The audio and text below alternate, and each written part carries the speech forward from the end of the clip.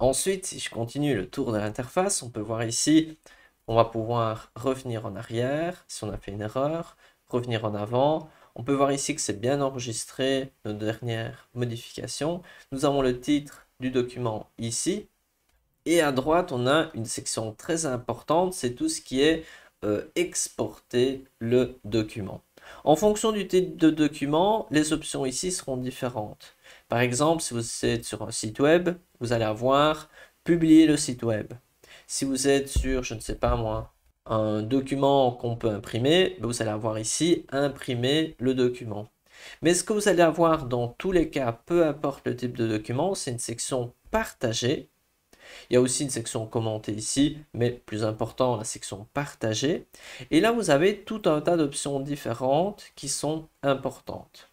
Notamment, vous pouvez créer un lien de partage. Et là, faites attention qu'avec une petite flèche, on peut modifier ici et mettre quiconque ayant le lien peut soit modifier, soit commenter, soit voir. Donc à vous de définir. Ici, je vais mettre par exemple quiconque ayant le lien peut commenter. Je copie le lien et je vais pouvoir envoyer le lien à quelqu'un et cette personne va pouvoir cliquer et accéder à mon document et dans ce cas-ci, elle va pouvoir seulement commenter. Donc ça, c'est une manière très utile pour collaborer. Je ne vous conseille pas d'écrire ici directement le nom des personnes. De manière générale, la meilleure méthode, c'est celle-ci. Ça marche bien. Ensuite, vous avez d'autres options, notamment, en dehors de pouvoir collaborer comme ceci, vous pouvez ici télécharger le document. Avant de télécharger, je vais quand même faire quelque chose, ou sinon je vais télécharger le vide. Imaginons, ceci c'est ma création. Je peux aller en haut à droite sur partager et ensuite télécharger. Et là, vous allez avoir plusieurs options. Ces options seront différentes en fonction du type de document. Donc, vous pouvez avoir PDF ou tout autre exemple. Imaginons, je clique ici sur vidéo MP4. Faites attention qu'après, vous avez certains paramètres supplémentaires. Si je clique ici sur PNG, je vais avoir d'autres paramètres.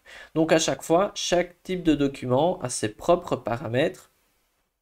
Et donc, soyez vigilants à cela. Et de manière générale, on sait exporter les documents de Canva dans les formats les plus courants comme PDF, JPEG ou autres. Je reviens un petit peu en arrière. Et en plus de cela, souvent, on sait faire d'autres choses comme créer un lien de consultation. Donc, ça revient un petit peu à ce qu'on voit ici. Parfois, on peut imprimer avec Canva. Parfois, on peut, ou de manière générale, on peut créer un modèle de marque comme on a vu auparavant en cliquant ici, modèle de marque.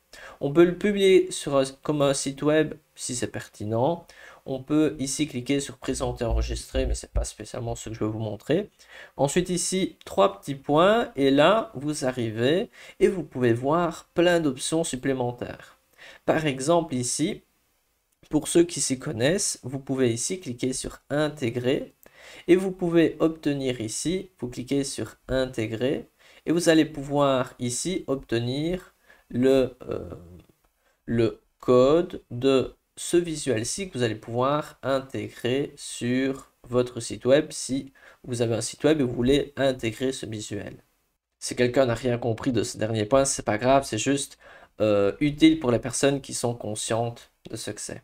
Donc ici, qu'est-ce qui est important dans cette section partager? C'est que premièrement, on peut partager avec d'autres personnes. Ensuite, on peut aussi télécharger sous le format souhaité. Nous avons aussi souvent des options supplémentaires comme le fait de pouvoir soit présenter, soit imprimer, soit transformer en modèle de marque, soit publier comme site web. Et si on clique sur 3 petits points, on a alors là plein d'options supplémentaires comme l'envoyer sur Dropbox, Google Drive, sur les réseaux sociaux, ou même sur des outils comme Aisin, Flipbook. Voilà, il y a pas mal de choses. N'hésitez pas à regarder. On peut voir qu'il y a plein de sites partenaires avec Canva et on peut faire finalement pas mal de choses dans cette section partagée.